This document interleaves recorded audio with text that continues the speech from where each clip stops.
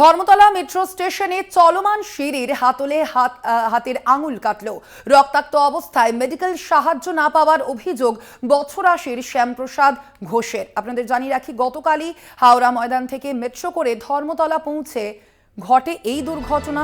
পরিবারের লোককেই বাইরে থেকে বরফ এনে চিকিৎসার ব্যবস্থা করার পরামর্শ দেন স্টেশন মাস্টার। মেট্রো পরিষেবা নিয়েই প্রশ্ন চিহ্ন।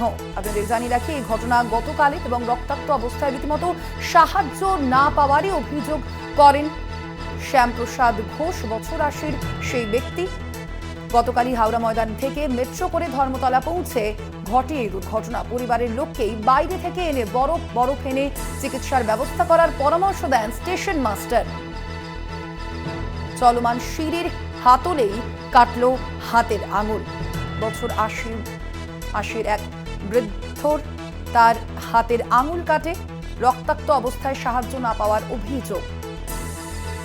কথা বলবো, ফোন লাইনে রয়েছেন প্রতিনিধি জগন্নাথ সামন্ত। জগন্নাথ, ঠিক কিভাবে এই ঘটনা এবং মেট্রো পরিষেবার বিরুদ্ধে ঠিক কি অভিযোগ তোলা হচ্ছে? দেখো, একেবারে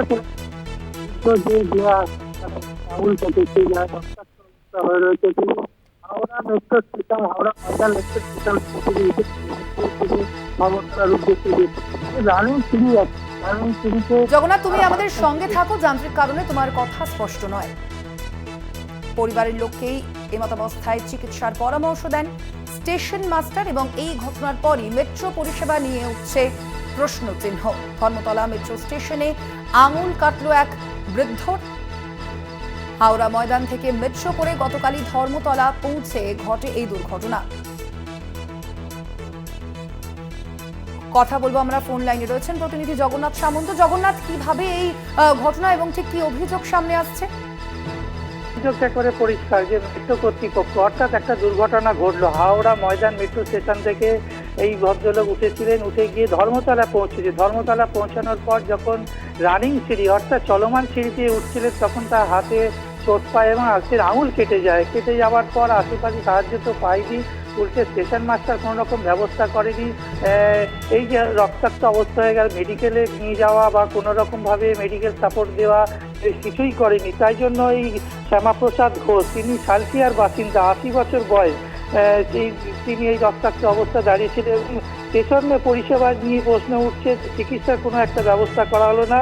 লোককে বাইরে থেকে বরফ এনে চিকিৎসার ব্যবস্থা করার পরামর্শ দিয়ে ছেড়ে দিলেন। অর্থাৎ তিনি বললেন, বাইরে যাও, গিয়ে বরফ লাগিয়ে নিজের শুশ্রূষা করো। এই যে স্টেশনের মধ্যে একটা দুর্ঘটনা ঘটলো, স্টেশন কর্তৃপক্ষ, স্টেশন মাস্টারের যে একটা দায়িত্ব থাকে, সেই দায়িত্ব পুরোপুরি এড়িয়ে গেলেন এবং তাকে বাইরে গিয়ে চিকিৎসা করতে বললেন। এইটা নিয়েই সরব হচ্ছে। একটা ৮০ বছর বয়স বৃদ্ধ সালকিয়ার বাসিন্দা, তিনি হাওড়া ময়দান থেকে মেট্রো করে ধর্মতলা গিয়েছিলেন। চলমান সিঁড়িতে দুর্ঘটনা ঘটলো, পরিষেবা তো দূরের কথা, কোনো রকমভাবে সাহায্য এগিয়ে এলেন। এটা নিয়ে প্রশ্ন চিহ্ন হচ্ছে মেট্রো পরিষেবা নিয়ে।